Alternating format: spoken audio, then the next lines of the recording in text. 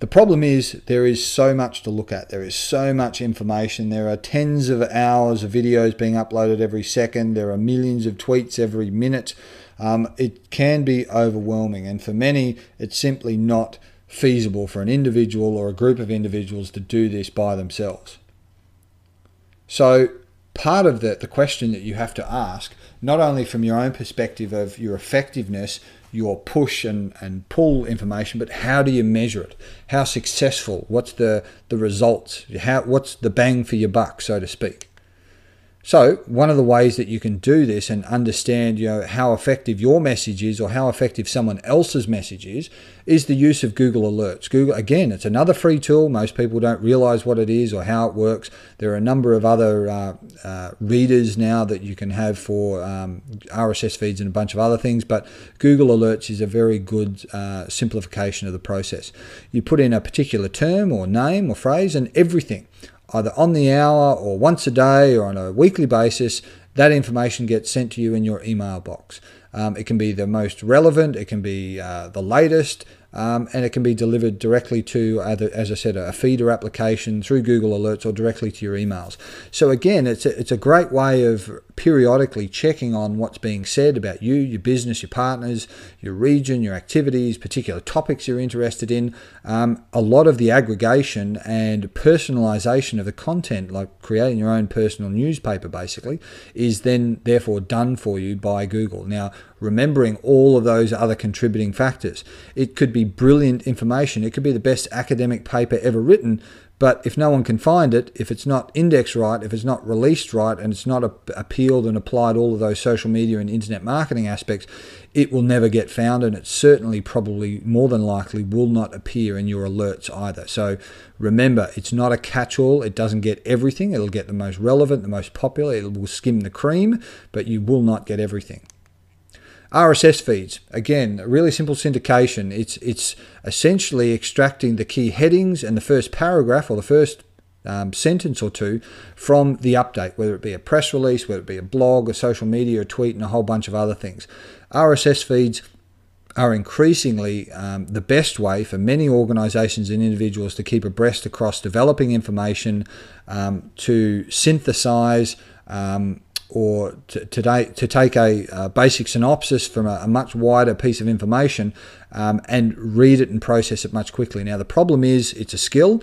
You have to refine it. And the problem also is that people that publish and utilize things like RSS feeds don't understand it. They're trying to be witty, they're trying to be abstract. So the heading in the first paragraph, if they've not constructed it correctly, may be nothing to do with the information in the piece of content in which they've published.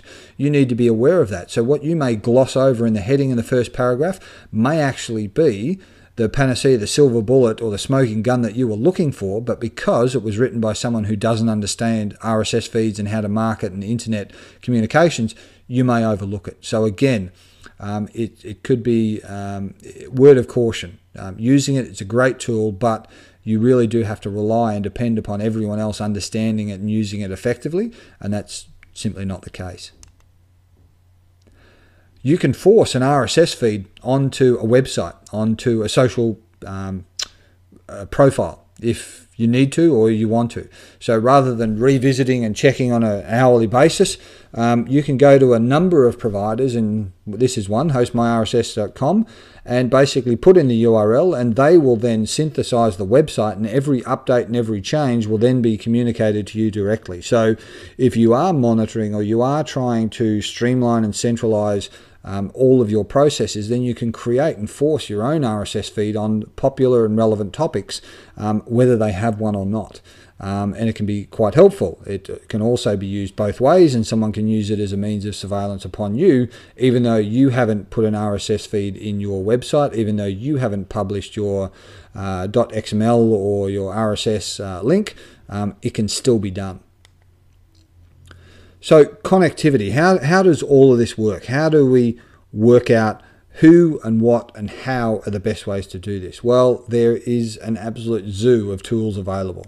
Here are just a few. Here is a number of tools that will automate the process, that will synthesize much of what I've spoken about to this point. There's a combination of free, a combination of very expensive, a combination of extensive tools, of basic simplified processes, and all or any of these do a wonderful job in their chosen area for their chosen topic.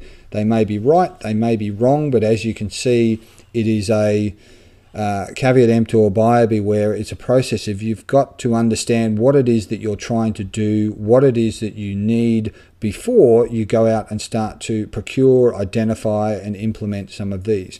They can be a replacement for individuals. They can help leverage your time, but at the same time you may find that they're an entire skill set and process that you simply don't understand, and it's a whole new skill set that you understand. It is not easy by any stretch of the imagination, but in the same breath, too many people think that just getting a tool and watching a 10-minute YouTube video and you're an expert in social media, and that, I can tell you now, is far from the truth. So here's a selection of good, bad and otherwise. If you want more specific reviews or updates or information on them, again, just let us know. I can see a few questions popping up here. Individuals saying, yes, but which one? What about so-and-so? That's something that we can't cover at this point in time in this forum, because everyone's different. You know, you need to understand and use the right tool for the right process. You can't build a house with a screwdriver. You need a bunch of other tools, and in the same breath, you know, the screwdriver may be the best tool for the particular task that's required at hand. You need to make sure you've got the right tools as well. Google Places, very poor screenshot there, but location-based services, again, is another great way of segmenting and identifying and analyzing information. Very few people understand the power of creation of your own maps. You can map out everything from your own, the hotel where you stay when you go on business travel, to where your emergency assembly area is, where your business address is. All of that can then be streamed to the individual's hand phones, and then everybody knows how to get from point A to point B, whether it be a disaster recovery site, an assembly point during a crisis, or a relocation, natural disaster. All of these sorts of things can be utilized with Google Places. Again, it's free, but very few plans, processes, systems understand it's a means of capture and distribution for all and sundry to utilize. So much so that many organizations now are starting to aggregate free information. They're starting to compile this crowdsourcing information. During some floods that took place in Thailand during 2011, this is an aggregation of the affected provinces.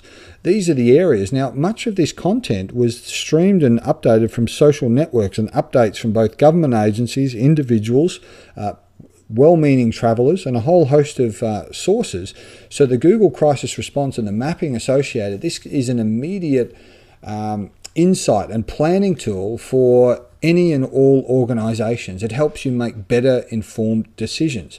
Rather than making assumptions or acting upon a random photo and a piece of video that was extracted from a single source, this is a means of validating and objectively applying a decision to go, well, this is where we are, these are the affected areas, let's gather some more information, let's make a decision based on the facts at hand. It will always change, as we all know, but you've now got a visual means of communicating and aggregating your own data. And you know what? If the map doesn't work for you, make your own. Collect your own sources, collect your own information, and create your own in a matter of minutes. Google Maps is great, as well as Google Earth, because Google Earth is a different form, and it can be utilized in much the same manner. Much of the world has got Google Maps and Google Earth coverage now. It can be used as a tool for overviewing, analysing, getting information for everything from natural disasters to better neighbourhoods to mapping out your entire business organisation. And you can protect the results. Okay, you don't necessarily have to, yep, a couple of people have asked that question. This is not just public information. You can secure, like YouTube and a bunch of others, Twitter, you can protect so your own network, so only people in your select network can get at some of this information. It's not 128-bit encryption, it's not 100% foolproof, but it is a means and a tool that can be utilized. So much so that location-based services, as we've got here, you can see, you can now, using Trends Map, you can identify tweets. So you can drill down and look at what's trending. The darker, the more bold color, the larger the words, they're the more popular trends that are coming out at this particular point in time. So you can zoom into areas which depending on the time of day or night, some areas are going to be popular, some are going to be quiet. You also get a sense of how often these tools are being used. So as you can see right in the middle of this particular image around Myanmar and Laos, not a lot of people are tweeting. This is something we know, but it also validates some of the information, particularly as we start to have breakout trends and developing information. But as you drill down further, more information becomes available, and maybe there's just not as many, but there's still information available there. So it's a great convergence of multiple disciplines, and many of these tools are coming out where they're hybrid. So this is visual, this is mapping, this is Twitter. So it's a confluence of a number of solutions, and increasingly we're going to see more and more of these over the next couple of years.